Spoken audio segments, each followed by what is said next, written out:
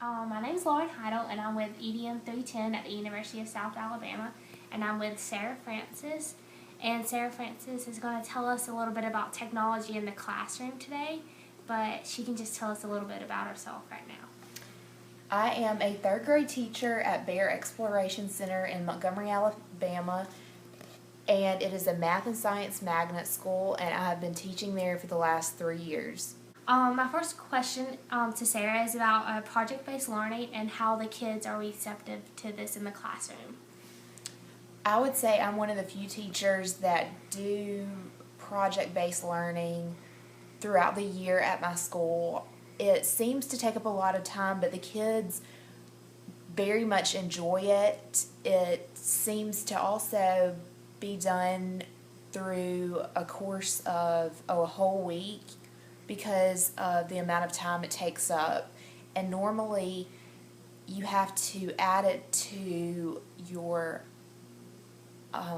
lesson plan that is required by the state or your given curriculum.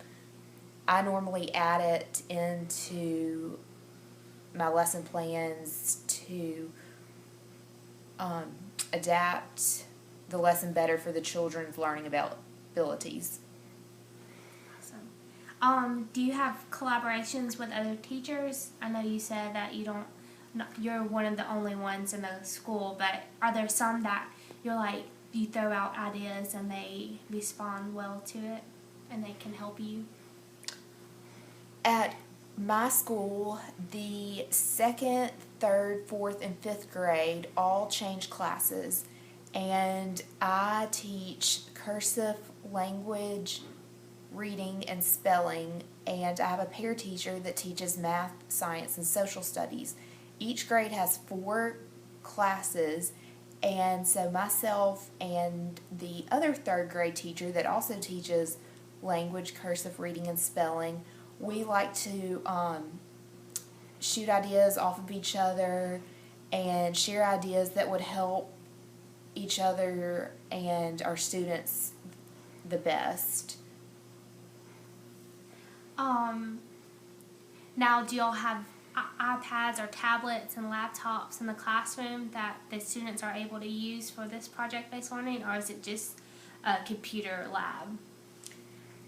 Because it's a math and science magnet school where I teach, each class is given the opportunity to go to the technology lab for an hour each week at their designated time.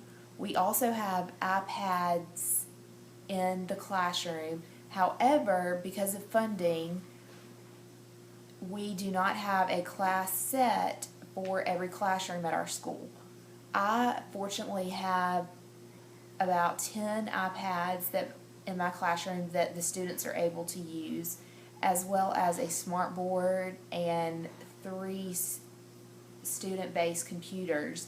So there is a variety of technology in the classroom. However, each student does not have his or her own technology device. Awesome. Now my last question is, what would be some tips for you to give future teachers to involve technology, and what would be the best way to coming into new to teaching? How would you incorporate technology into the classroom? Good tips. The best tips I would like to share is sharing with your colleagues and with other teachers you have met through conferences or just in passing.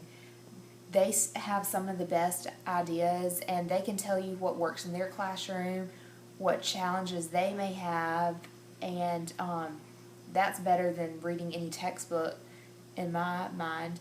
Also, educating yourself with the latest apps. There's so many apps out there that are educational that you can use in the classroom that help students with so many different learning activities that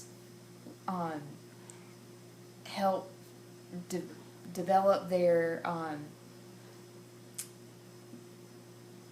mind and brain and their ability to retain information better when they have so-called fun ways to learn.